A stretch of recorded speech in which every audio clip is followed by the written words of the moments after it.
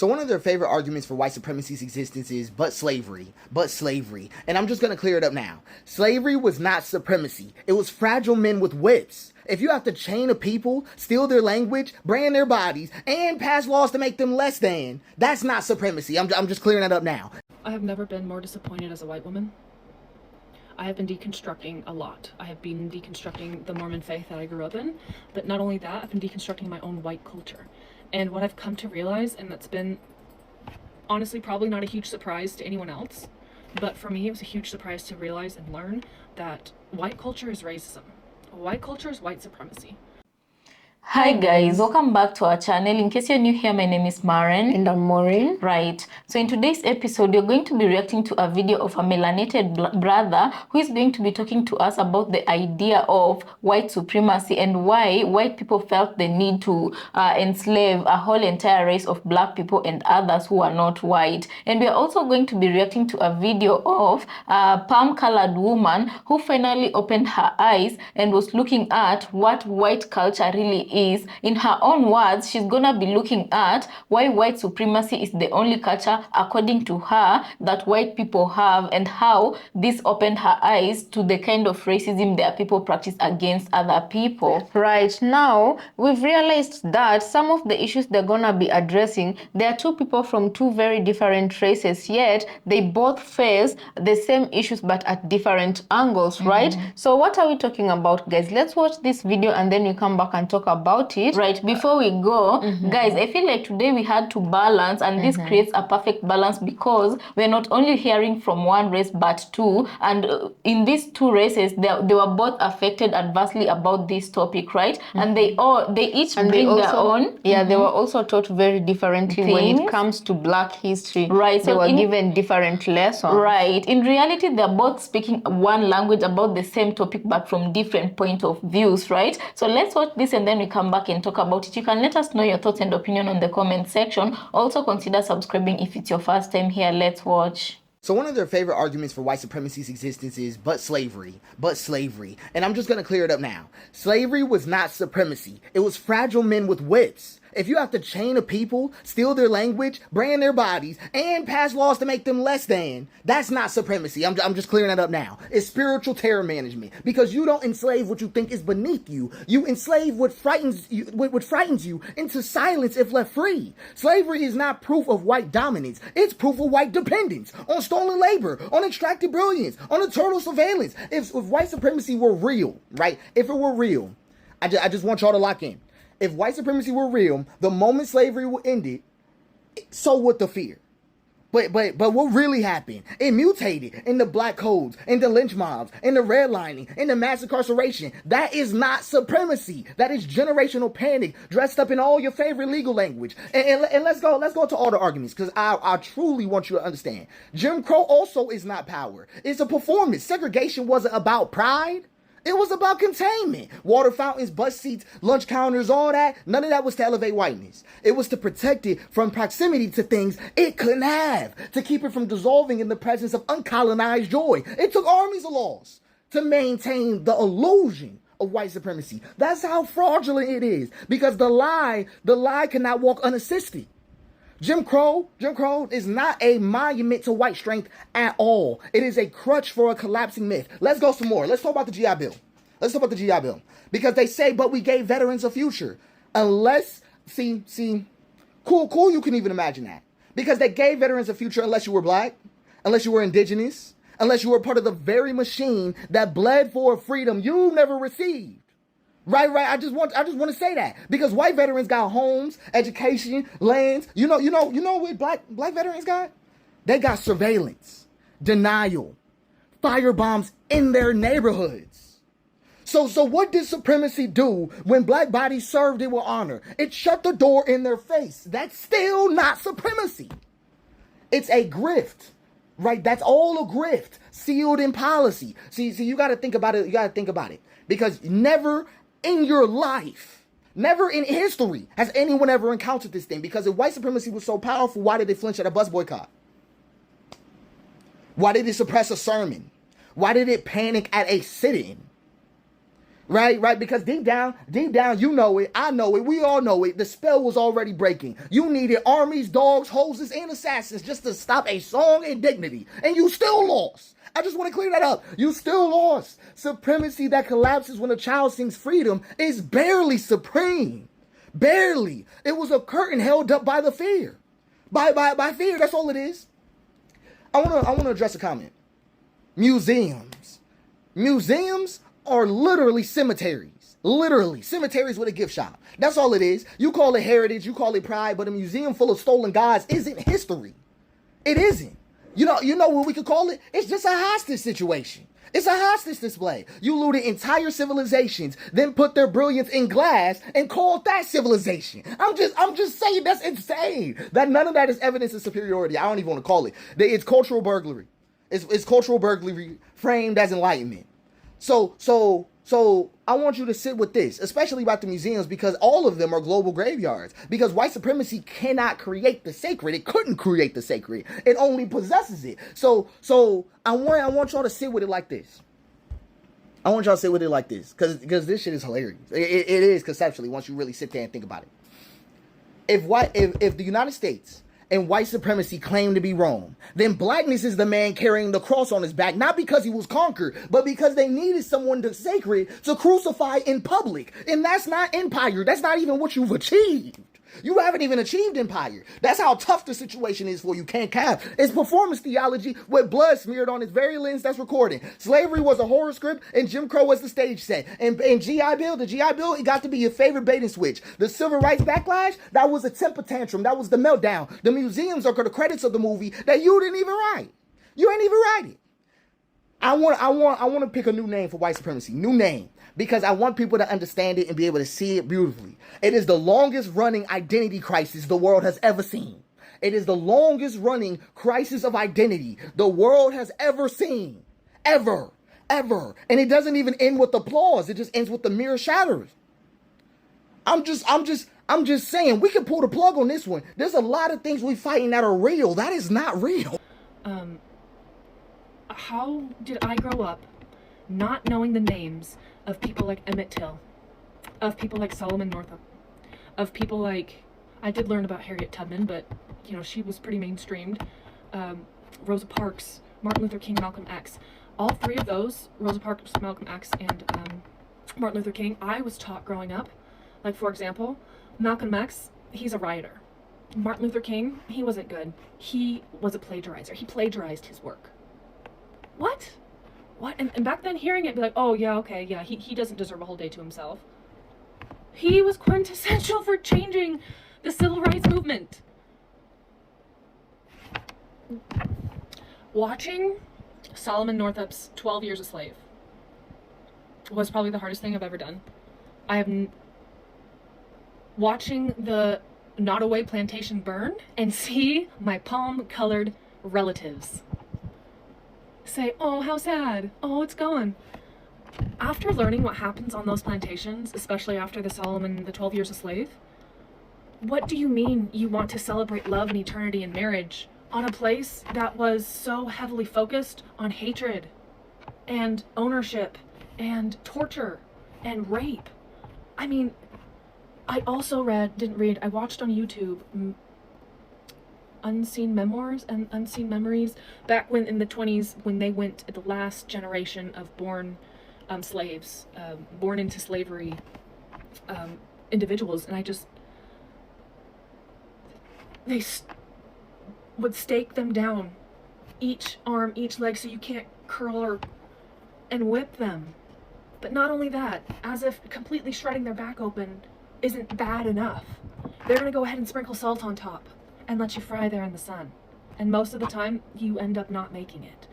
You die from getting beat to death. Now, my ancestors, during that time, were creating a cult. They weren't rich enough to own slaves, so they tried to scam their own color, and they created a cult that is now the Mormon Church. Still very widely successful today. Yes, Joseph Smith is in these veins, unfortunately so. The Mormon Church on its own is so heavily racist. The fact that Joseph Smith allowed black people into the church and then all of a sudden, why not take black people's money too? You know, like, of course, but then they took that back and said, well, you can't get all of it. And it's just like that in America, from our healthcare system to every single thing. Voting, everything. You've seen that here in Atlanta with the issues of people not able to go and vote. Like, how dare we do that to them? This Nottoway plantation, it blew my mind that people that are still living in that area can track their ancestors back to that plantation. And to think that there are people having weddings there, that is not. I would be there every weekend fucking protesting if those were my ancestors. Like, what do you mean you are celebrating? If that happened to me and my ancestors, I would want to burn it all down. The whole acre, all of it. And the wealth. Because you know who really deserves that land? The people who made the money from it. The people who built it. The people who cultivated it. Not the people who whipped. We give Native Americans land. Where is their retribution? And it's up to us as white women who are deconstructing the patriarchy and breaking away from our ties to the white man to say, hey, that's not appropriate. That is racist. What you are doing is racist. That's a microaggression. Whether you want to think so or not, what you're saying is not appropriate. 13th, that movie, Khalif Browder, how he sent that man to hang himself because he wouldn't take a plea off of something a poor child knew he didn't do. I need more resources. I need more education. I follow the White Woman Whisperer and Knitting Cult Lady. I love them. I'm deconstructing my white privilege and I need help. I need more resources. I am so ashamed. I have so much guilt and shame when I see my people online sad that like Shyla Hendricks. Oh, what the fuck? What do you mean? What? Are fucking racist. White people, the only culture we have and that we know is racism and colonization. So guys, welcome back. Let us know what you think about the videos we just played here. I felt like today's the people we featured today provided quite an insight, you know, and the melanated brother had quite a lot to say, and I feel like he had a very unique way of breaking down things, you know, and he makes you ask yourself certain questions that really make sense. Like, for example, when he said, yeah, how comes you call this white supremacy? Supreme means something that rules over, yeah? Something that is better than, something that is greater than, doesn't right? rule from a point of fear. Yeah. But he was asking, how comes if it's called white supreme, then the actions behind it are anything but supreme? You know, if you feel like you need to instill fear in people for you to reign supreme, if you feel like you need to suppress somebody else's culture for you to feel supreme, because we do understand that during the days of slavery, black people were being stripped of everything, beginning with name, culture,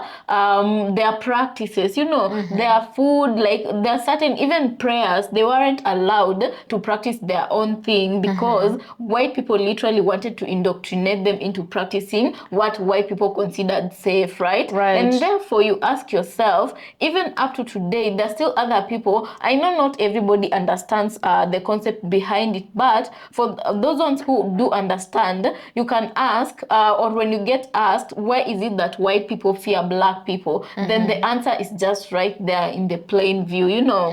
And then I do believe this statement, when he says that he likens them to grifters, it's because white people, just as you said, they stripped black people off of their names and started calling them their own surnames. Like if you were in a house where the surname was John, of course black Americans know this very well. You'd be called by your... We need to do an episode about that, yeah? Right. You'd be called by your bosses or your slave master's surname, you know, like Johnson. So, and they were stripped off of their African native names or their native names of wherever it is each of them came from, you know, because like right now, even here in Africa, because of how Christianity was introduced, you'll find a lot of Africans have an English name and a native name. And like for example, of colonization at this point, you find communities that colonialism worked so well on them that they don't want to be called African native names. Nowadays, you don't find, okay, like for us, people normally ask us our native names, and for Maureen, it's Maureen Apio, mine is Maren Adongo. So Apio and Adongo, those are our native names. names, and they show where we are coming from, the culture we are coming from, the tribe we are coming from, and sometimes it can even show the community you are coming from. Exactly. So that is the thing that they tried really for generations, which I feel like to some point it was successful to take it away erase. from. And I feel like this was their way of killing the spirit of slaves in order for them not to run or trace their origin back to where they're coming from. Do you remember, guys, when we were joking about, nowadays you find that, let's say if people are having mixed babies, you find that there are some white passing kids who have fully African names, and then you find that there are Africans in the continent who have full no English trace of names. no trace of white blood, but have full. You hear somebody calling themselves David Johnson, and you're like, when they speak, you're clearly African, so you're like, what was your parent trying to do?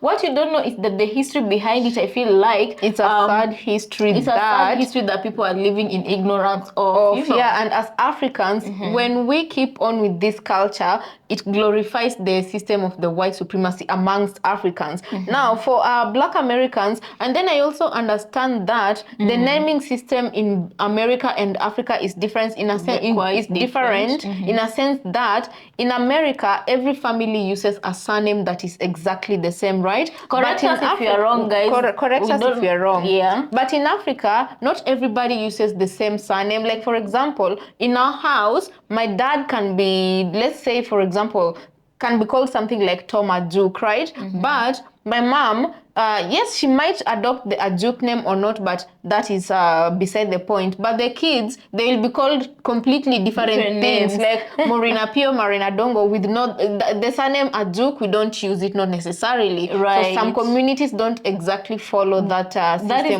because of naming. when a child is born, they either name the child. If it's a girl, they name her after the grandmother from the father's side, or the next grandmother from the mother's side will be named after the grandmother from the daughter's side. If it's a son, they name the child after a grandfather or an uncle or whatever. And of then that nature, a native name can either be attributed to how the weather was when the child was born, or just the circumstance around the birth of the kid, or what time of the day that was, or even sometimes if it was raining, like for example, when it is raining in the Luo community of Kenya, children are named what?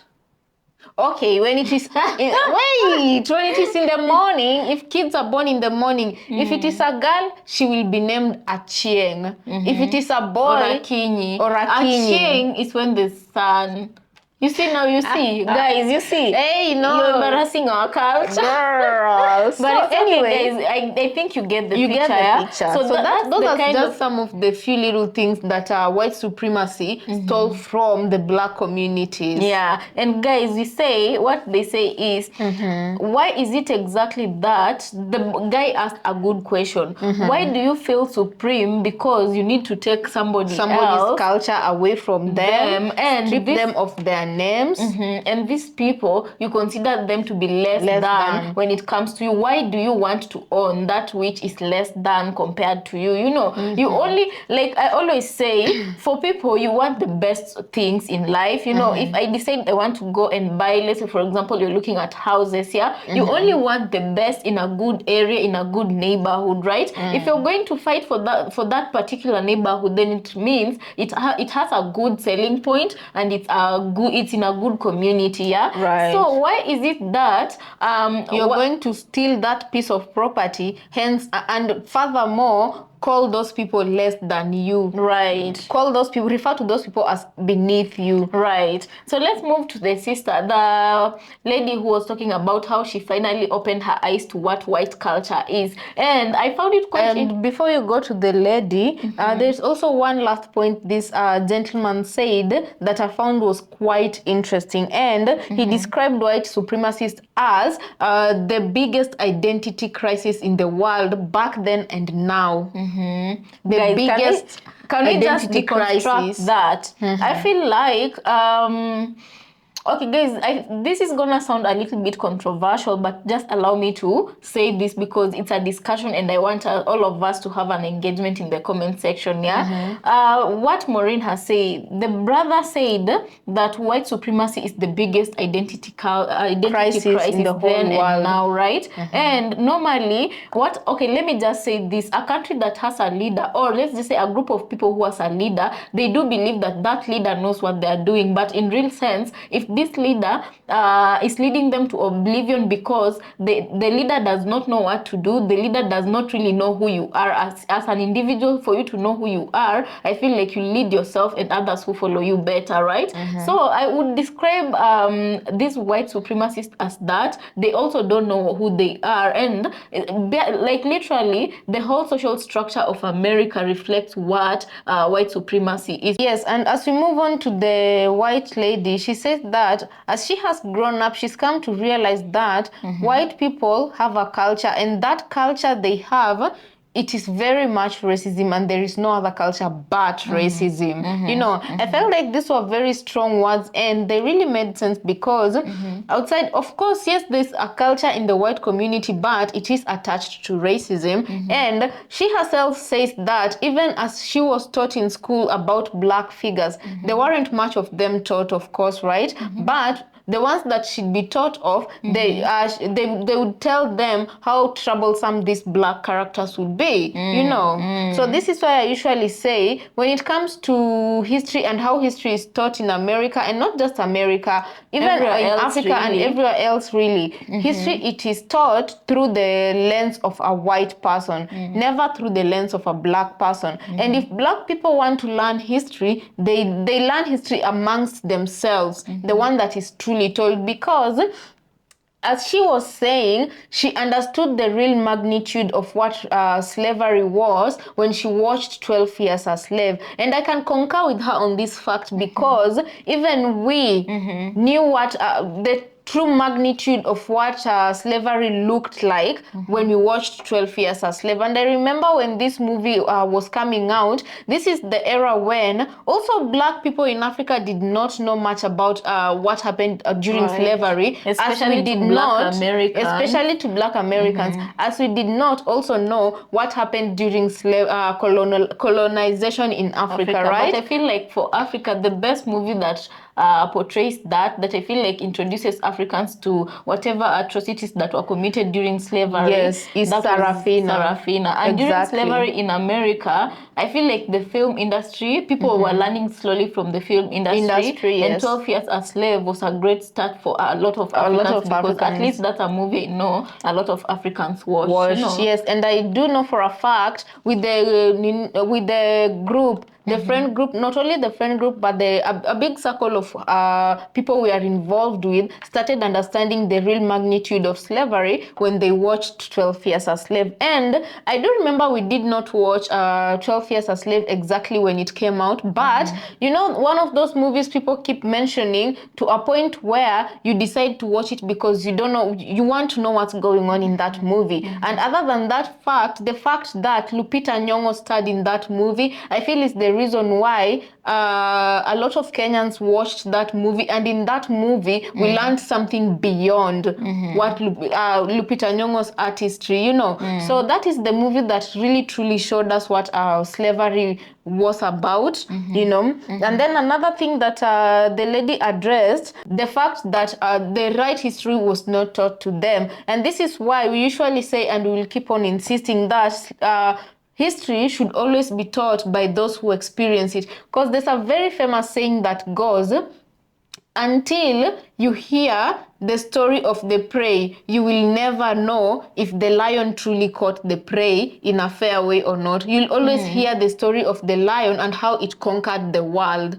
The jungle, for that matter. Have you heard of that? I think I have. Yes, you'll always hear the story of how the lion conquered and how brave he was, but you'll never hear the story of the prey because the lion keeps talking. There are other stories of the prey, like for example the buffalo, who defends himself against the lion, you know, with its horns, and then a glorious victory there, and some bloody, you know, bloodbath, you know. But you never hear the buffalo story, you know. And finally, one thing she also said that I agree with her 100% is in order for racism to reduce and gradually end, it is time for white people to start speaking up, especially white women. When you hear these supremacists say things that are out of pocket, you'll be the voice that stands up and speaks up against it, you know.